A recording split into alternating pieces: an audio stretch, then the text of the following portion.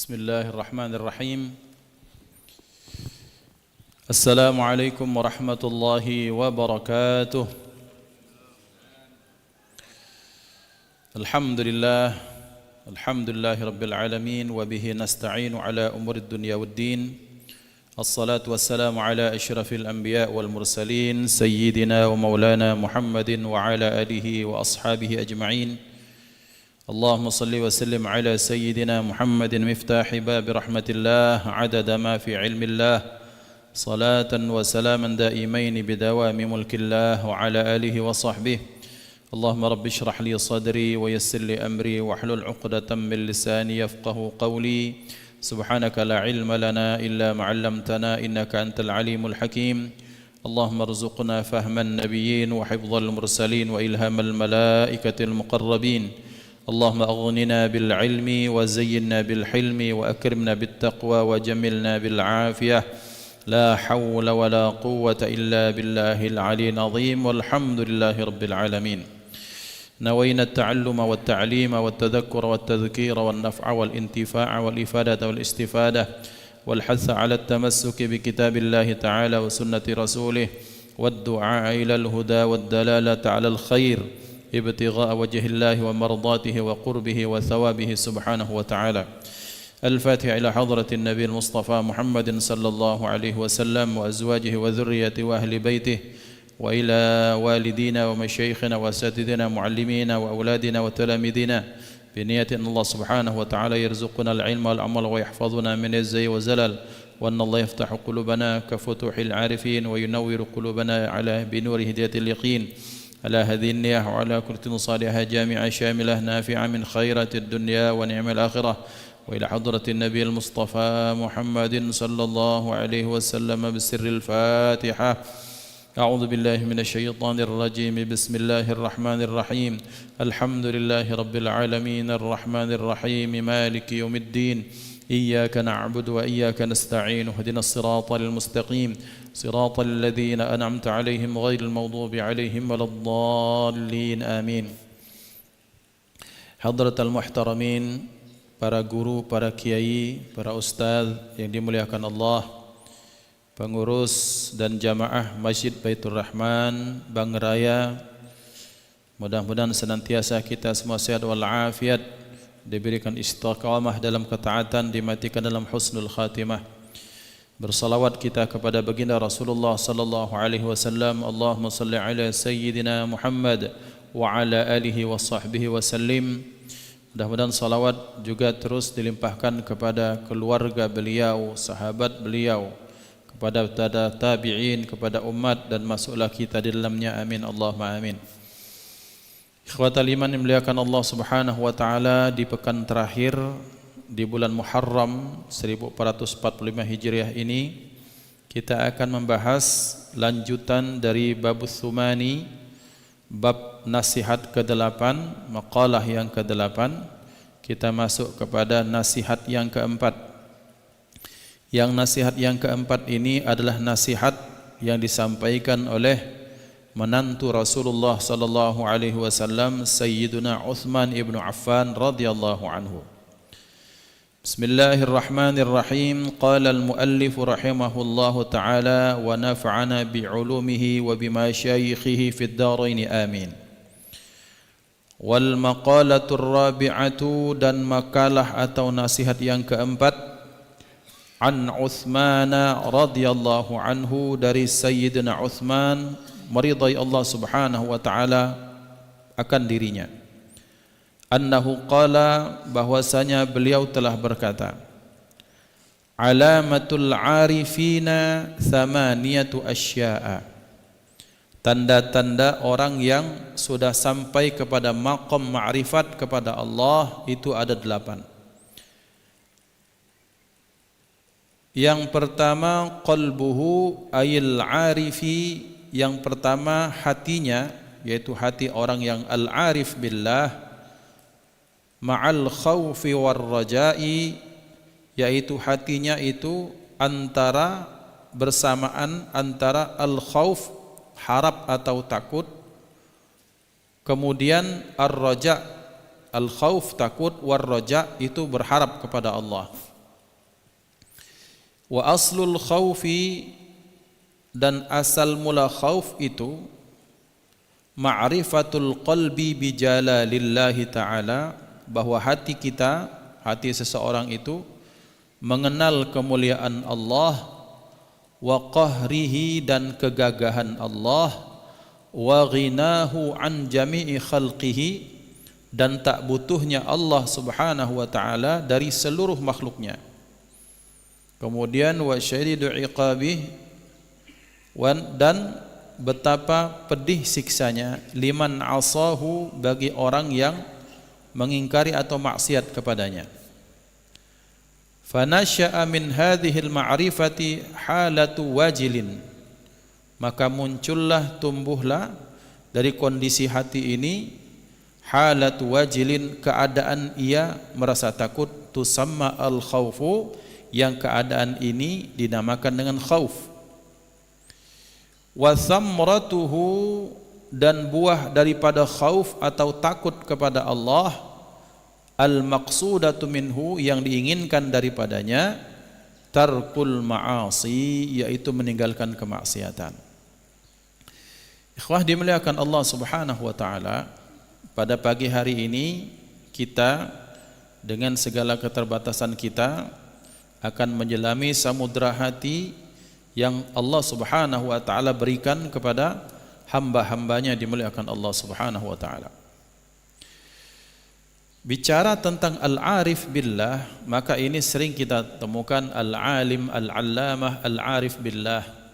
Ada fulan bin fulan, biasanya di kitab-kitab, di muka-muka kitab atau di cover kitab, kita akan temukan kitab ini, buku ini dikarang oleh al-alim, al-allamah, seorang yang alim yang banyak sekali ilmunya.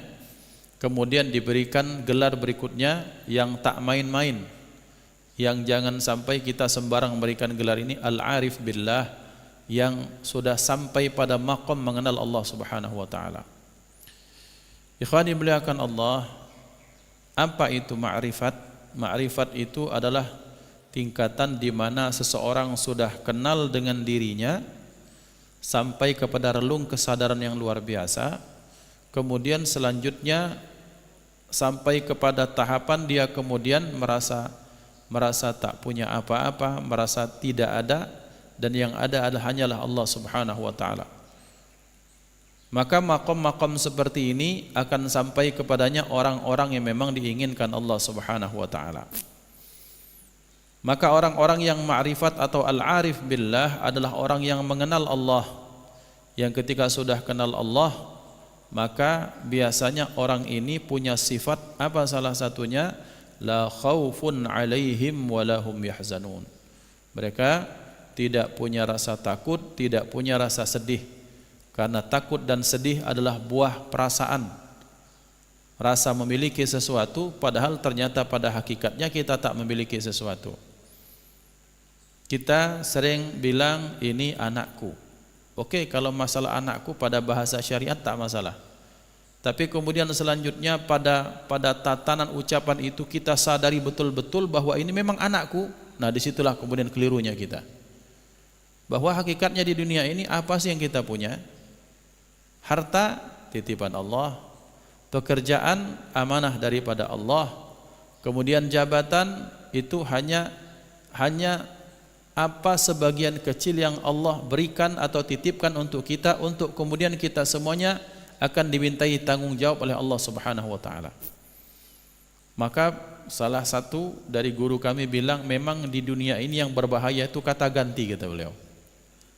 Kata ganti itu apa? Akunya itu, kaminya itu. Maksudnya bagaimana? Ya kami itu kumpulan daripada aku, bangsa kami, bahasa kami. Berkumpulnya aku, kemudian bicara kepada pihak kedua, ya jadi kami. Kami itu kumpulan aku yang ditakutkan ketika anakku, istriku, segala macam masuk kepada relung kesadaran, kemudian selanjutnya merasa memiliki seutuhnya. Nah, disitulah masalahnya manusia. Maka benar ketika al-arif billah menyatakan seperti ini, ada orang dia kemudian senang ketika dia dipuji, dan dia merasa sedih atau terhina manakala dia dilecehkan. Maksudnya lecehkan itu makna direndahkan secara verbal misalnya. Maka dia sedih terhadap sesuatu, terhadap reaksi orang terhadap sesuatu yang ia inginkan ternyata tak sampai. Kemudian dia senang atas prestasi atau kebaikan yang ia lakukan, padahal itu semuanya bukan aslinya dia yang melakukan. Maksudnya seperti ini.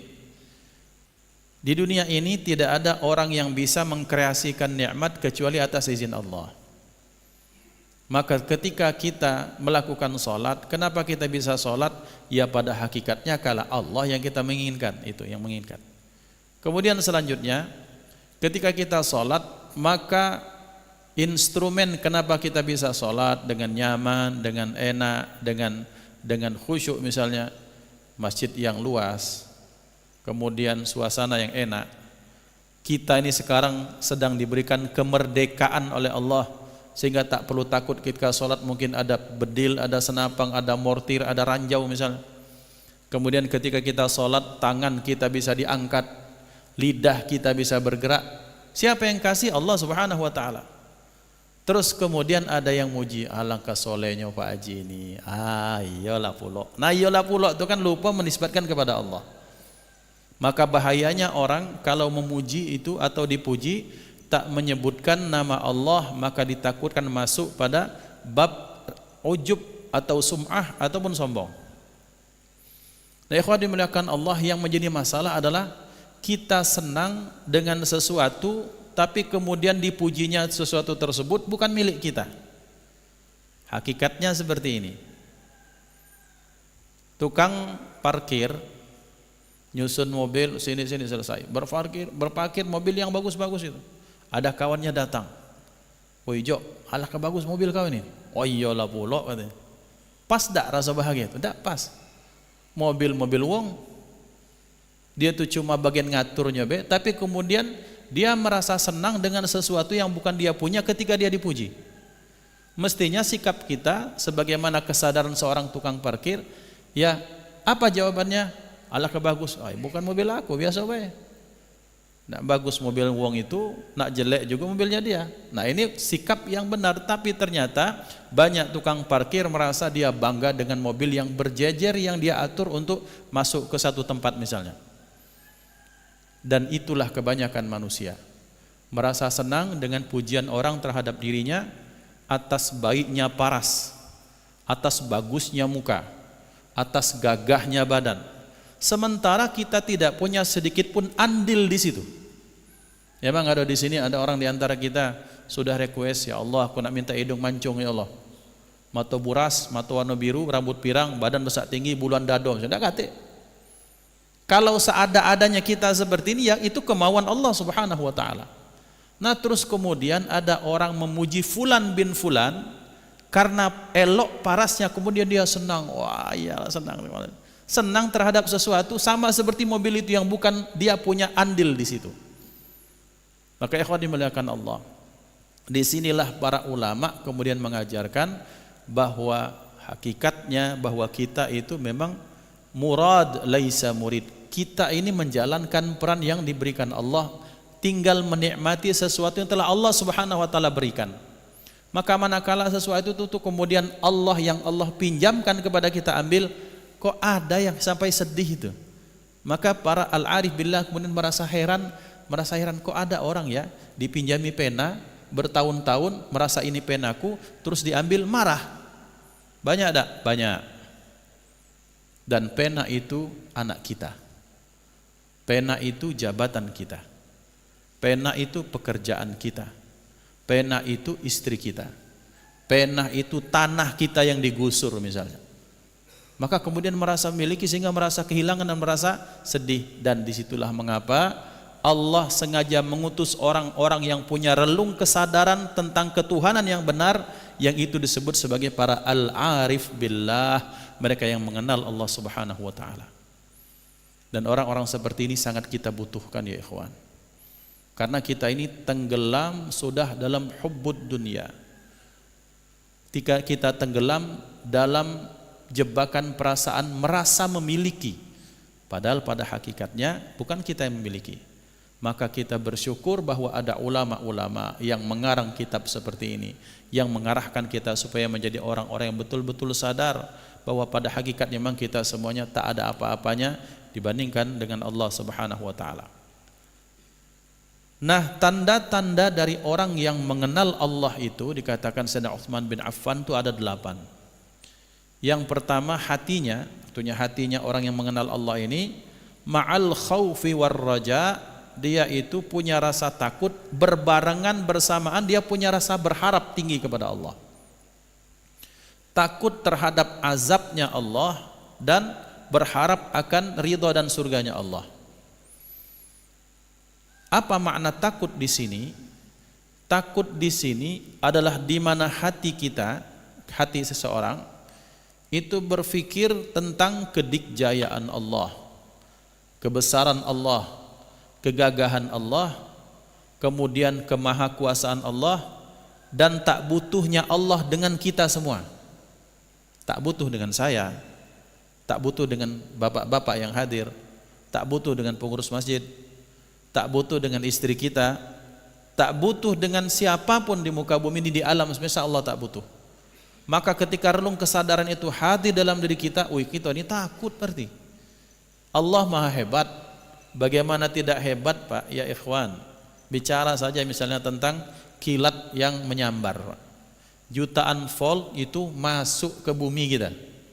Yang kalau ternyata kena orang, motong, gosong di tempat, itu banyak terjadi. Maka kemudian rasa takut itu akan kemudian memunculkan kesadaran kalau petirnya atau kilatannya saja itu bagian kecil daripada makhluk Allah. Kenapa kok sampai menentang Allah itu, sampai melakukan kemaksiatan itu? Ya Allah, beri joy gitu nih, hati-hati. Nah itu. Kemudian ya ikhwan, kalau kita bicara tentang alam semesta, karena Allah menyatakan sanurihim ayatina fil afaq. Ini ayat untuk menyadarkan kita semua. Besar kita Masya Allah. Merasa yang kurus, dia bekacau, bodybuilding, merasa badannya besar. Merasa badannya besar, masuk ke rumah seperti ini, rumah Allah yang besar seperti ini, kecil badannya. Kita merasa bahwa masjid ini besar. Kita zoom out lagi keluar, ternyata Masjid Baitur Rahman lumayan besar dibandingkan yang lain. Tapi pas kita tarik, ternyata pecah kotak kosetan ya ikhwan. Seperti kotak korek api. Mobil itu seperti batang korek api berjalan, kecil-kecil dan cak semut. Padahal kalau turun lagi ternyata besarnya minta ampun. Sampai zoom out ternyata bumi sangat kecil dibandingkan dengan mataharinya Allah. Dan ternyata bahkan kalau kita zoom out lagi, di alam semesta, di galaksi yang jumlahnya miliaran bahkan mungkin triliunan itu, bahkan ada planet yang sebesar matahari. Fa aina nahnu, kata ulama. Kita ini di mana? Kita yang merasa parasnya elok, jabatan dipertahankan sampai segala cara dipertahankan, pakai segala cara dipakai untuk mempertahankan kursinya masing-masing. Sampai kemudian semua merasa bahwa jangan sampai mati kalau baca. Apa sih yang diharapkan? Maka kesadaran relung hati itulah ketika kita sadar bahwa kita tak punya apa-apa dan betapa hebatnya yang menciptakan alam semesta ini, maka lahirlah rasa takut. Takut sombong, takut jumawa, takut nanti jangan sampai hobi merendahkan orang lain, takut meninggalkan syariat-syariatnya Allah. Maka itulah al-khauf, kesadaran dari hati yang merasa betapa hebatnya Allah, betapa Allah tak butuh sama kita semua. Dan walhamdulillah, hadirnya ikhwan kita semua di sini ketika Allah menghadirkan kita, ada satu relung kesadaran bahwa kita yang butuh kepada Allah. Alhamdulillah. Nah tapi ya ikhwan, kalau hidup tak berimbang itu bahaya. Orang kalau makan pedas baik, tak makan buah-buahan yang mengandung serat, sakit perutnya, borosnya, bocor. Maka butuh pengimbang. Pengimbang pada saat yang bersamaan, yang menyeimbang itu namanya ar-raja. Bahwa ketika kita takut terhadap Allah yang maha hebat, kalau takutnya tidak ada pengimbangnya, maka hidup kita akan pesimis.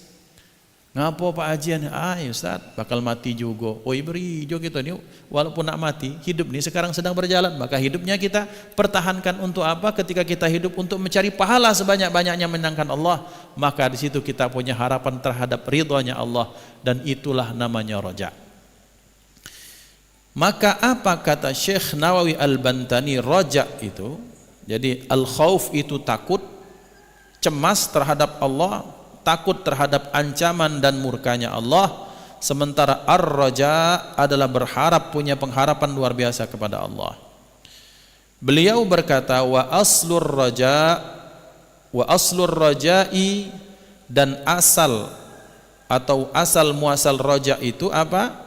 Ma'rifatul qalbi sa'ata rahmatillahi wa 'azima fadlih, bahwa raja atau berharap itu berawal dari hati seorang hamba yang mengenal luasnya rahmat Allah Subhanahu wa taala, wa 'azima fadlihi, dan betapa dia mengenal besarnya keutamaan kebaikan Allah Subhanahu wa taala, wa jamili wa'dihi, dan indahnya janji Allah liman ata'ahu, bagi siapapun yang mentaatinya.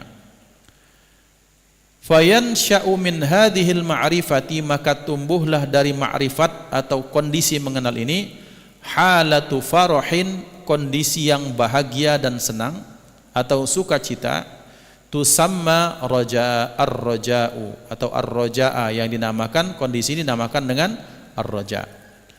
Wa thamratuhu al-maqsudatu minhu, dan buah yang diharapkan darinya al-musara'atu fil khairat, bahwa kita bersegera kepada kebaikan. Bapak dan Ibu dimuliakan Allah Subhanahu wa taala, ar-raja itu adalah di mana hati kita dipenuhi dengan kesadaran bahwa Allah Subhanahu wa taala itu maha kasih sayang kepada kita. Dan kasih sayangnya Allah, rahmatnya Allah itu kadang tak bisa dimasukkan logika kita betapa besar dan hebatnya. Pernah diceritakan bahwa Al-Imam Al-Ghazali itu dimimpikan Allah. Jadi bukan bermimpi, ini dimimpikan Allah. Jadi para aulia itu kalau mimpi dimimpikan Allah, bukan mimpi kayak gitu. Dimimpikan Allah, kemudian beliau bermimpi, setelah itu akhirnya bermimpi. Mimpi di hari kiamat ditimbanglah amal-amal beliau. Maka kemudian walhasil ketok palu, beliau masuk dalam golongan orang yang dimasukkan ke dalam surga. Tapi di sini letak ceritanya. Allah bertanya, wahai Muhammad Al-Ghazali, kira-kira dengan apa engkau kumasukkan surga sehingga kau masuk bisa seperti ini? Ya Allah, alhamdulillah saya mengarang kitab ini, Ihya Bidayatul Hidayah, mengarang ini, saya punya taklim, pengajian segala macam, yang dengan ini bisa memberikan manfaat kepada jutaan bahkan miliaran manusia. Kata Allah, tidak wahai Muhammad Al-Ghazali, bukan karena itu, tapi karena satu saat ketika engkau sedang menulis kitab pakai qalam itu dari bambu ya atau dari kayu, engkau celupkan di tinta, ketika engkau akan menulis, tiba-tiba datang seekor lalat. Seekor lalat itu kemudian hinggap, dia kehausan dan dia minum dari tinta, dari mihbarah itu kan sering wadah tinta seperti ini, orang nulis. Dari situ kemudian lalat itu hinggap, dia numpang minum dan engkau biarkan sampai dia kenyang dan terbang. Dan karena itulah aku ridho kepadamu. Ya ikhwan, menbaso kita di Palembang dak sepiro, tak sepadan dengan bahwa beliau penulis kitab, Masya Allah, Al-Ihya. Siapa yang enggak kenal? Para santri dan kiai habaib, siapa yang tidak pernah membaca kitab Bidayatul Hidayah? Kitab yang luar biasa. Siapa yang tak kenal, bahkan yang benci dengan beliau sekalipun, siapa yang tak pernah mendengar nama Al-Imam Al-Ghazali, Hujjatul Islam? Tidak ada yang tak kenal, kenal semua. Dengan kebaikannya, dengan prestasinya, dengan kitab yang beliau tulis. Tapi ternyata bukan itu yang kemudian menjadikan Allah ridha kepada beliau. Ternyata Allah ridha dengan rahmatnya Allah SWT dengan hal yang kecil, membiarkan lalat minum dari tinta itu dan pergi. Terbangun beliau, tersadar, beliau mendapatkan pelajaran daripada Allah. oh ternyata benar ketika ada seorang Al-Imam Ali Zainal Abidin itu menyatakan bahwa Allah katama ridahu fi ta'atih. Allah merendamkan, Allah mengacakkan, Allah tak memastikan di mana letak rahmat Allah. Apakah di salat berjamaah kita, apakah di pengajian kita seperti ini, apakah di sedekah Jumat kita, apakah di majelis salawatan kita, tak tahu kita. Tapi ternyata ada kantong dari wong lama makan, kemudian ada kantong mungkin kantong apakah bekas tutup nasi goreng segala macam, ayo kantong ini diambil, saat itu berbarengan dengan rahmat Allah Subhanahu wa taala. Who knows, siapa yang tahu? Maka berarti kata beliau Al-Imam Ali Zainal Abidin, maka jangan engkau remehkan amal baik dalam bentuk apapun itu, supaya kita tomak berharap disitulah rahmat Allah sedang diturunkan untuk kita.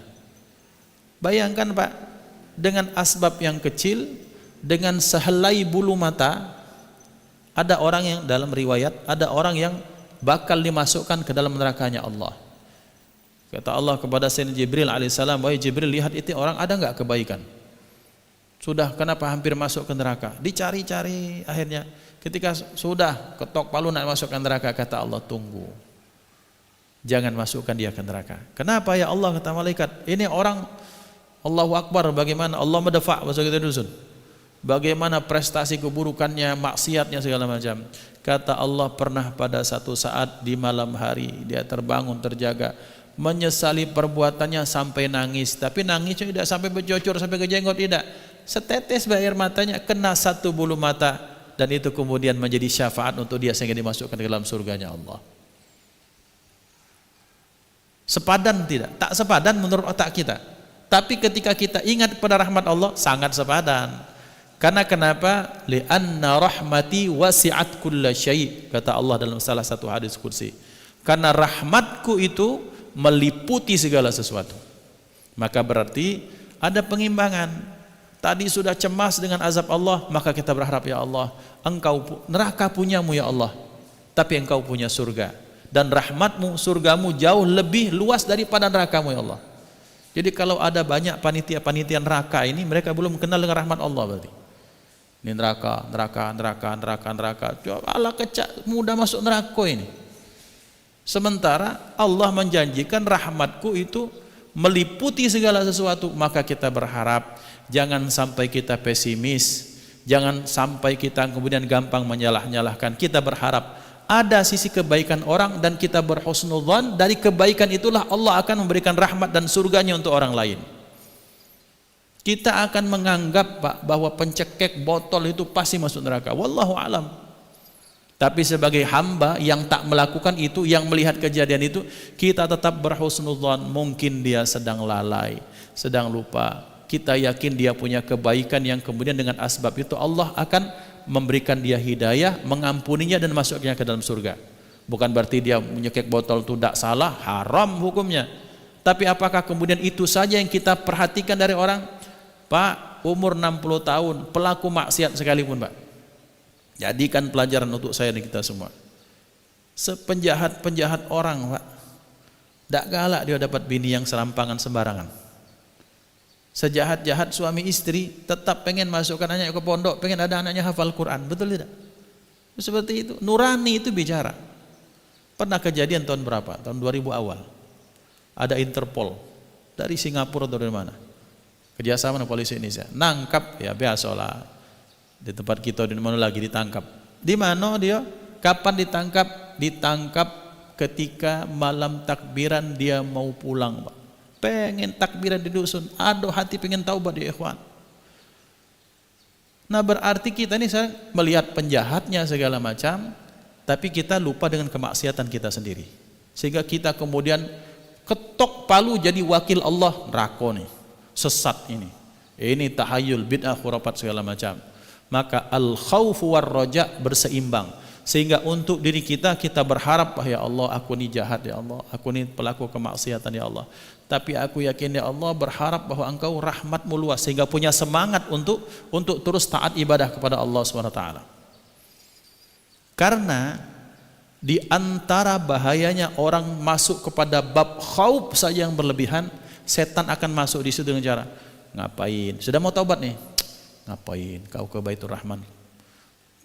Pengurusnya resek-resek, cuek-cuek pengurusnya.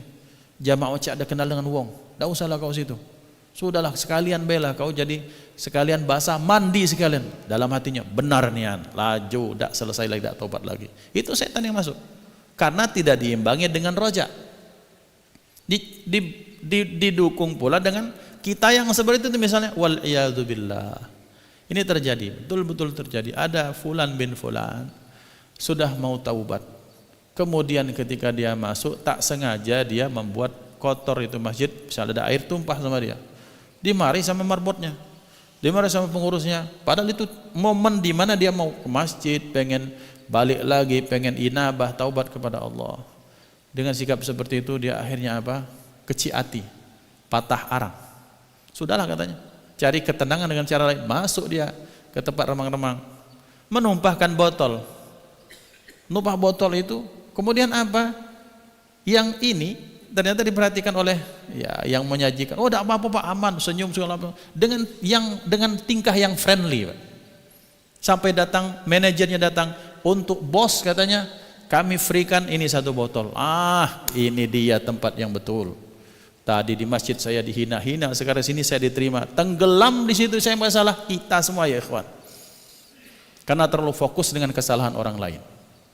Maka ini pengingat untuk al-faqir dan kita semua, bahwa al-khauf war roja itu sangat penting untuk diri kita maupun sikap kita kepada orang banyak. Maka tapi tidak pula bisa kita mengandalkan rojak terus. Tenang baik, tidak sholat. Ngapo? Allah tuh maha pengampun, dosa besar ini. Kaget baiklah taubat. Ngapo? Masih lama jo. Siapa tahu masih lama? Habis lama tuh silaturahim Israel selesai sudah. Jadi ya ikhwan yang dimuliakan Allah Subhanahu wa taala, orang yang al-arif billah, yang mereka diizinkan Allah untuk mengenal Allah, adalah apa? Orang yang hatinya punya dua maqam ini secara bersamaan, al-khaufu war raja. Jadi kita ini berimbang. Maka ketika kita taat, kemudian kita tidak jumawa. Ketika kita masuk lembah kemaksiatan, kita tak putus asa bahwa Allah ada terus membersamai kita, baik dengan kemahakuasaan kebaikannya maupun dengan ancamannya. Orang kalau membaca innallaha ghafurur rahim terus Pak, bahaya. Orang yang sering membaca innallaha ghafurur rahim, ghafurur rahim, ghafurur rahim, Allah Maha Pengampun, Maha Penyayang segala macam, harus dibacakan kepadanya innallaha syadidul iqab. Harus dibacakan pada orang seperti ini supaya dia tidak lupa bahwa Allah itu siksanya luar biasa. Caranya mana? Bacakan ayat obat nyamuk, puntung rokok, ceculkan ke badannya. Nah, ini sakit kan?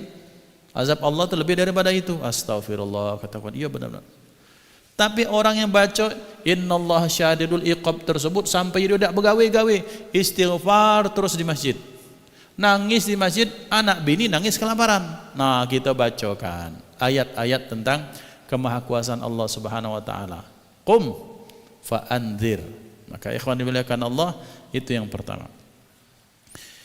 Ruwiya, diriwayatkan annahu sallallahu alaihi wasallam qala, diriwayatkan bahwasanya beliau sallallahu alaihi wasallam bersabda, majtama'ar raja'u wal khawfu fi qalbi mu'minin illa a'tahu Allahu azza wa jalla ar-raja'a wa amnahu minal khawfi. Rawahu Tabrani.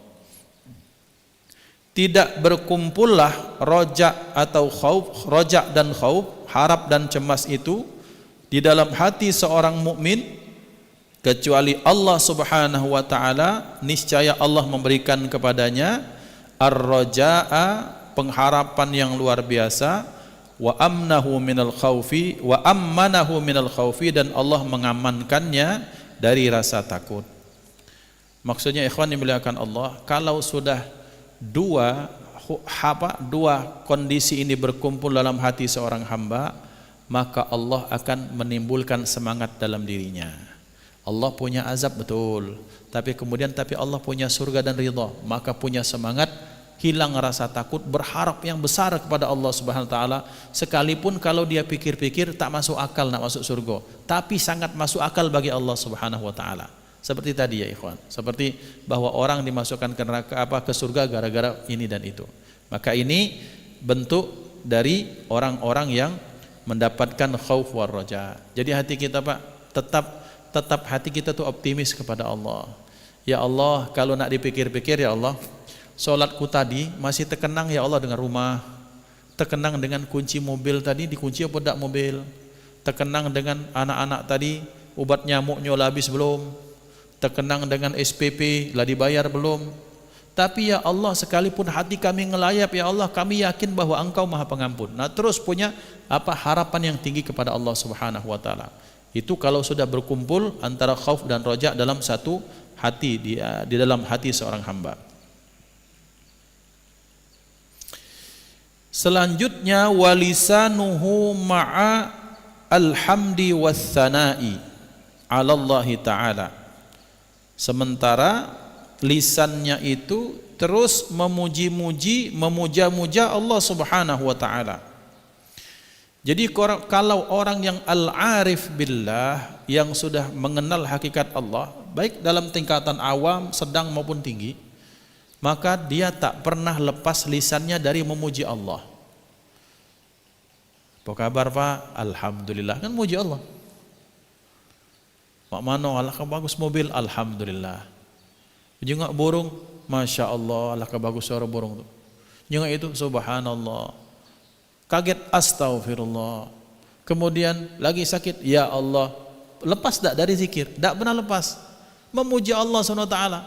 Maka orang-orang yang seperti ini, orang-orang yang sudah sadar akan kebaikan Allah, kesadaran dalam relung batinnya, Allah itu bukan zat yang zalim. Maka dia sadar ketika bahkan Allah memberikan penyakit sekalipun pada dirinya, maka penyakit itu pasti ada sebab dan adalah untuk kebaikan untuk dirinya. Sama seperti ini ya Bapak. Kita ini kan sering, betapa seringnya kita diberikan kesempatan untuk masuk ke pintu syukur. Kata Allah, nah ngapa belum datang-datang budak ini? Tak kasih kau sakit. Berharap Allah, bahwa Allah mengharapkan dari pintu tersebut kita nyebut Allah. Ketika sehat tak pernah nyebut Allah. Pas sakit didatangi jamaah Baitur Rahman. Apa kabar Pak? Ya Allah Ustaz, inilah. Nah, lah tersebut nama Allah di situ. Kemudian bergerak dikit sakit, ya Allah. Nah, itu yang Allah inginkan. Ketika itu kemudian, ya Allah minta ampun. Nah, Allah itu inginkan. Jadi ternyata pertanyaannya, ketika menyebut Allah baik tidak? Baik, maka kebaikan itulah yang Allah inginkan dari kita seorang hamba. Membahas kita ini menemani dibukakan pintu nikmat, pintu syukur belum masuk-masuk. Allah bukan karena benci, tapi karena sayang, maka Allah ingin tetap dia itu diingat. Allah ingin dia diingat, dikenal, disebut, kemudian dipuja-puja, bahkan disandarkan nasib hambanya kepada dirinya lewat pintu sakit, lewat pintu musibah. Betapa banyak ya ikhwan, ada orang yang betul-betul lupa sama Allah, tapi ketika ternyata anaknya diberikan sakit yang berkepanjangan, qadar Allah, ternyata ada yang coba diruqyah. Tak yakin, tapi kemudian ketika diruqyah, kemudian ternyata sembuh, ada kemajuan, maka dengar ayat, ya Allah, ternyata aku selama ini khilaf kepadamu. Nah, kesadaran itu Allah suka. Nyebutnya itu, kita nyebut nama Allah, Allah suka. Jadi bahkan dalam konteks ketika orang itu diberikan musibah, itu pun dalam rangka kebaikan untuk orang tersebut. Maka disitulah beliau sallallahu alaihi wasallam itu berkata, ajaban li amril mu'min. Mengherankan ini orang iman. Kenapa mengherankan? Jika dikasih nikmat, dia syukur, dapat pahala, baik. Ditimpa musibah, dia bersabar, nyebut nama Allah, dia bersabar, itu pun jadi kebaikan. Maka orang beriman itu tak ada potensinya dia melakukan kerugian. Illal ladzina amanu wa amilus salihati wa tawassaw bil haqqi wa tawassaw bis sabri. Jadi orang yang beriman kepada Allah, al-arif billah itu, dia terus memuji Allah. Hatta bapak-bapak melihat semut yang beriringan, masya Allah, ya Allah, alangkah hebat engkau menciptakan semut. Ya Allah, alangkah hebat Engkau menciptakan telur. Telur dibuka setengah jam merah rusak, tapi disimpan dalam cangkang yang dengan bentuk yang sedemikian rupa, dengan zat yang sedemikian rupa, dia tahan sampai beberapa hari, beberapa minggu bahkan. Nanas ya ikhwan, nanas, banyak gitu nanas, boleh orang Senuro. Nanas disimpan di tempat biasa, dia mungkin akan lama busuknya, tapi dirusak tangkainya, pucuk bawahnya, sebentar baik itu. Apel disimpan dalam cangkangnya, dalam kulitnya, tahan dia berapa minggu. Buka dia, kulitnya rusak dia dalam setengah jam. Siapa yang menciptakan? Allah. Maka orang yang beriman, apapun yang dia pandang ini ada Allah di situ. Maksudnya ada kekuasaan Allah, ada ilmunya Allah, ada iradatullah. Maka tak lepas mulutnya dengan cara menyebut Allah, itu tanda-tanda hati yang hidup. Tapi kalau sudah melihat daun biasa saja, mendengar kokok ayam biasa saja, melihat pisang yang dari hijau kemudian menguning, masak tua kemudian habis hancur, biasa saja. Bahkan melihat dirinya sendiri yang dulunya kuat kemudian renta menjadi biasa saja, maka ini tanda-tanda hati yang sedang kering kerontang. Maka kita bersyukur, berharap bahwa lisan kita ini terus dipakai untuk memuji Allah Subhanahu wa ta'ala. Hatta sampai ke ketika kita memuji makhluk Allah, entah anak kita, entah cucu kita, awali dengan menyebut Allah supaya tak kena mudarat. Kami sering sampaikan, penyakit ain itu ya ikhwan, bukan hanya muncul gara-gara kebencian seorang kepada fulan dan bin fulan, tapi penyakit ain juga bisa ditimpakan Allah kepada dengan dasar kekaguman terhadap orang lain diucapkan tapi tak menyebutkan Allah di situ. Yang dipuji tak menyebut Allah di situ, kena nanti. Belagaknya anakmu, hai mak inilah anakku ini memang dinjuk makanan sehat, ya sehat. Yang muji tak menyebut Allah, yang dipuji tak menyebut nama Allah, rentan sekali takut kena penyakit ain. Maka di situ dikatakan para habaib, kiai, ulama, kalau kita mau memuji atau kita sedang dipuji atau anak kita dipuji, masya Allah belagaknya budak ini ada Allah di situ. Atau ketika belagaknya budak ini, bagusnya budak ini, solehnya, bacakan salawat Allahumma sholli ala sayyidina Muhammad ala sayyidina Muhammad, insya Allah gak kena ain. Karena ada nama Allah di situ. Itu yang diajarkan para ulama. Karena pernah zaman dahulu terjadi sahabat Pak, sahabat Rasulullah sallallahu alaihi wasallam.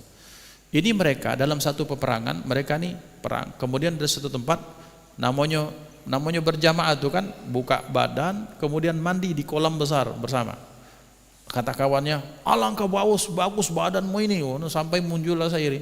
Tiba-tiba tak lama yang dipuji itu pingsan, sakit, lumpuh, tak bisa bergerak. Diadukan ini kepada Rasulullah, dipanggil, siapa yang sama dia? Ini.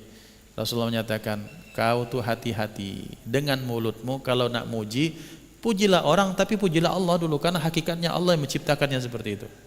Disuruh orang ini yang muji tadi berwudu, maka air dari wudunya itu dimandikan, diusapkan pada orang tersebut, dibaca doakan Rasulullah, itu sembuh. Jadi salah satu kaifiat cara menyembuhkan orang penyakit ain, kemudian penyakit apapun itu yang kena sihir, itu salah satunya dengan bekas wudu ini, bekas tetesan air wudu kemudian diteteskan, kemudian dimandikan kepada orang-orang yang kena sihir atau kena penyakit ain, maka insya Allah itu akan jadi asbab kesembuhannya. Nah ini kada sudah ada kode, sudah ngambil mic, berarti sudah di penghujung. Ada yang mau bertanya, kami persilahkan. Tafadhal. Baik Pak Ustadz. Ya, izin Pak Ustadz. Silakan. Baik, assalamualaikum warahmatullahi wabarakatuh. Waalaikumsalam warahmatullahi wabarakatuh. Terkait dengan roja ini, berharap ini kepada Allah ini, ada enggak kaitannya? Saya baca di Al-Hikam pasal kedua itu kan Pak Ustadz, kata Ibnu Athaillah, keinginanmu untuk tajrid, tetapi Allah menegakkanmu dalam makom asbab, itu merupakan syahwat yang tersamar. Keinginanmu untuk menegakkan asbab atau keinginanmu untuk asbab, tapi Allah menegakkanmu dalam tajrid, merupakan kejatuhan dari himmah yang tinggi. Nah, yang saya ingin tanyakan ini dalam berharap itu kan semua orang berharap, berkeinginan, ingin jadi orang soleh, ingin masuk surga, ingin kaya, ingin sejahtera. Tapi kapan kita masuk ke makam tajrid? Kapan kita masuk ke makom asbab? Itu saya terima kasih Pak Ustadz. Assalamualaikum warahmatullahi wabarakatuh. Waalaikumsalam warahmatullahi wabarakatuh. Ini bahasa-bahasa tinggi yang saya pun belum belajar Al-Hikam. Jadi dengan keterbatasan pengetahuan saya izinkan saya menjawab. Kalau benar tolong itu dari Allah, kalau salah tolong diperbaiki. Jadi makom tajrid itu makom ketika seorang hamba sudah berlepas dari hukum sababiyah, hukum realitas sebab akibat. Artinya sudah lapar Ustaz, ya sudah dodo. Allah kenyangkan bisa. Siti Maryam ibadah kepada Allah, lepas dari makom tajrid. Malaikat Jibril yang antar makanan. Makan di musim dingin, yang datang buah-buahan musim panas. Di musim panas yang datang makanan yang tumbuhnya di musim dingin. Tajrid. Imam Malik ketika berbantahan dengan Imam Syafi'i tentang konsep rezeki, beliau makom tajrid. Sementara Imam Syafi'i makom syariat, makom sababiyah. Pertanyaannya, kapan kita tahu bahwa kita ini di makom tajrid atau di makom syariah? Maka jawabannya satu, kita bertanya kepada orang yang al-arif billah, para aulia yang mereka sudah mengenal Allah sehingga ada mukasyafatul qulub. Ya, ini sudah sampai pada makomnya. Tapi kebanyakan kita ini makom syariat, makom sababiyah, al-akhdhu bil asbab. Kita memang membutuhkan sebab. Katik gawe, katik duit Ustaz, oi nyari gawe jo. Tidak duit ini besok kami di dusun lama tu, tidak duit ni selawat citak ni digegar-gegar campak duit itu tidak. Katik duit cari apa kintangan yo. Ada rumah tu nangkul mancing, ikannya jual jadi duit. Itu asbab namanya. Maka kapan kita tahu? Pertama kita bertanya kepada ahlinya. Ahlinya ahli siapa? Para aulia. Yang kedua kita tanya hati kita, istafti qalbak, tanyalah hatimu tapi relung hati yang jujur. Nilai dirimu dengan jujur dan kau akan tahu di mana maqam. Pengen dia masuk makom tajrid, makom yang tak butuh asbab karena dia sudah langsung kepada Allah. Makom tajrid, tapi digosipi wong masih marah, woi masih kan makom syariat. Maksudnya apa korelasinya? Korelasinya makom tajrid itu makomnya para aulia. Para aulia itu sudah tidak memikir makhluk yang dipikirkan Allah, sehingga makhluk bumi rizki mendatanginya dengan menghamba-hamba, menghibah-hibah. Kenapa? Karena dunia ini memang hina di dalam pandangannya.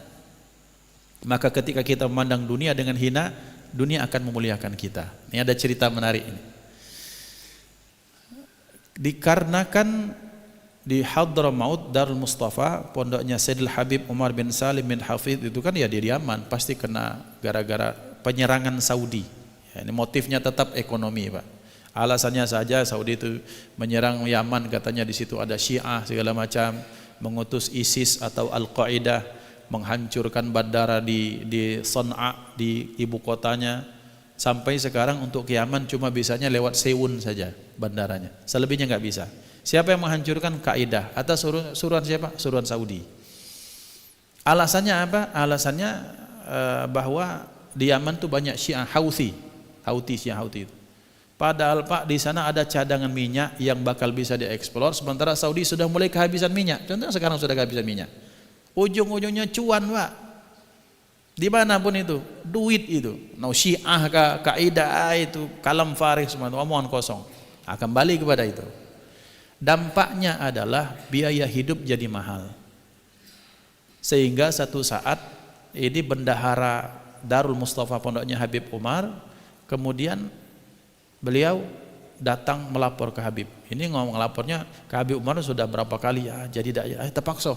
Karena kalau tidak dinaikkan bayaran dalam perhitungan beliau sebagai seorang bendahara, Rasanya tak mungkin kita baca ngangkat anak-anak makan ini bagaimana? Kebutuhan awalnya sebulan 100.000, tapi gara-gara krisis moneter, kemudian ngemin itu sampai 200.000, mestinya 300.000 baru bisa makan seperti sebelumnya. Lapor. Kata beliau, berapa bulan anak-anak per bulan?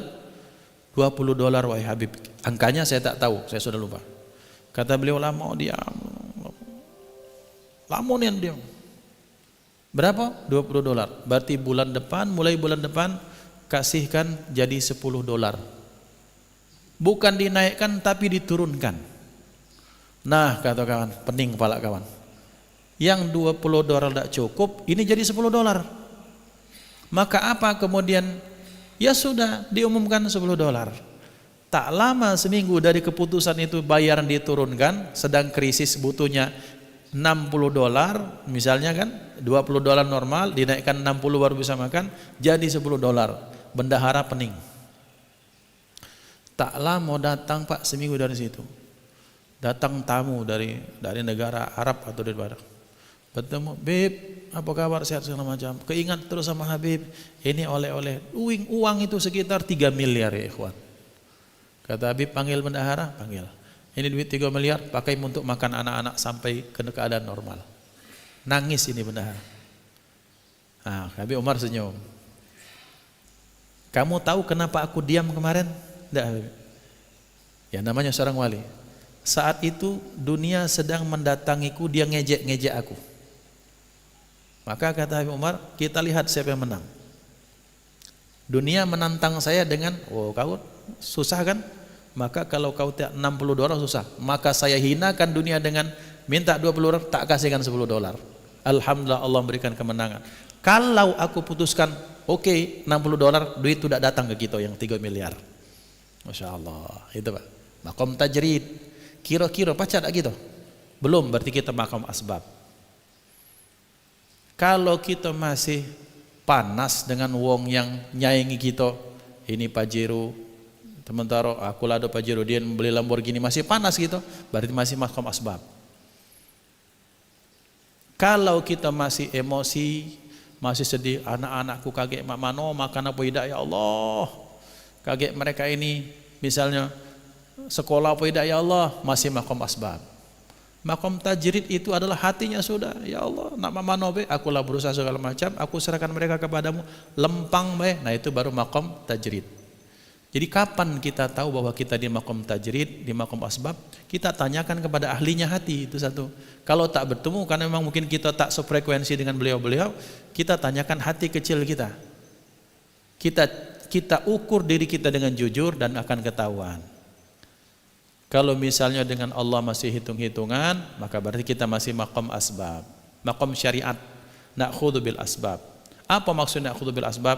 Kalau lapar, cari nasi, makan, barunya. Kata nasi Ustaz, cari beras. Kata beras, cari duit, begawi. Nah itu asbab namanya. Tapi kalau makom tajrid itu, ya seperti Imam Malik yang sering diceritakan, bahwa Imam Malik menyatakan rezeki itu akan datang tanpa kita cari. Oh enggak, wahai guru, harus kita cari. Ya sudah, kata beliau, ini pendapatku. Imam Syafi'i untuk membuktikan omongannya kepada gurunya Imam Malik radhiyallahu taala anhu, beliau bekerja dapat uang beli anggur. Nak ngambok, tunggu guru, dibawalah ini anggur. Nah ini guru hadiah, kemarin aku berusaha dapat anggur, ini hadiah. Alhamdulillah, kata Imam Malik, aku tidak perlu kemana-mana, anggurnya yang datang. Salah dah Imam Syafi'i? Benar. Salah dah Imam Malik? Benar, dengan makomnya masing-masing. Nah itu sebagai penutup cerita, karena kita sudah di penghujung. Antara Sayyidina Umar, Sayyidina Abu Bakar kan juga masyhur realitas ceritanya seperti ini. Ketika Rasulullah menyatakan, wahai Umar, uang 200 dinar yang kau kasihkan ini di keluargamu apa untuk mereka modal makan? Aku tinggalkan setengah. Kalau 200 dinar yang ini, berarti di rumah juga 200 dinar. Masya Allah, jazakallah, kata Rasulullah. Abu Bakar, yang cuma 20 dinar nih, mak mano keluargamu? Aku tinggalkan Allah dan Rasulnya di tengah mereka. Allahu Akbar, kata Sayyidina Umar. Wallahil azim, setelah hari ini aku tak akan mau menyayangi Sayyidina Abu Bakar, karena beliau di makom tajrid tadi. Salahkah keduanya? Benar galo dengan kondisi. Yang salah ini perhatikan sebagai menutup. Yang salah kita ini merasa kita di makom tajrid. Lah merasa wali. Wah, tenang we. Mau ada makan sehari semalam. Bosong lapar, Pak. Bosong lapar. Asli bosong lapar. Membahasa Inggrisnya kebuluran gitu. Masih dimasuk makom asbab tapi merasa tajrid itu salah perasaan, terlalu pede. Nah kira-kira seperti itu berarti kita harus jujur melihat diri kita dengan indikator-indikator yang ada. Wallahu a'lam bissawab. Hadanallah wa iyyakum ajma'in. Mudah-mudahan manfaat. Kita tutup dengan baca doa berharap rahmat Allah, ridha Allah, pintu ijabah dibukakan oleh Allah Subhanahu wa taala untuk kita semua. A'udzu billahi minasyaitonir rajim. Bismillahirrahmanirrahim. Alhamdulillahirabbil alamin. Allahumma shalli ala sayyidina Muhammad wa ala alihi wa ashabihi ajma'in. Allahumma ij'al jam'ana hadha jam'an marhuma وتفرقنا من بعده تفرقا معصوما ولا تجعل فينا ولا منا ولا معنا شقيا ولا محروما اللهم اهدنا بهداك واجعلنا ممن يسارع في رضاك ولا تولنا وليا سواك ولا تجعلنا ممن خالف أمرك وعصاك وحسبنا الله ونعم الوكيل ربنا ظلمنا أنفسنا وإن لم تغفر لنا وترحمنا لنكونن من الخاسرين رب إني مسني الضر وأنت أرحم الراحمين حسبنا الله ونعم الوكيل نعم المولى ونعم النصير ولا حول ولا قوة إلا بالله العلي العظيم لا إله إلا أنت سبحانك إنا كنا من الظالمين ربنا آتنا في الدنيا حسنة وفي الآخرة حسنة وقنا عذاب النار وصلى الله على سيدنا محمد وعلى آله وصحبه وسلم والحمد لله رب العالمين تقبل الله منكم منا ومنكم تقبل يا كريم. Kita tutup sempurnakan dengan kafaratul majlis. Subhanallah wa bihamdihi subhanakallah wa bihamdika asyhadu an la ilaha illa anta astaghfiruka wa atubu ilaik. Assalamualaikum warahmatullahi wabarakatuh.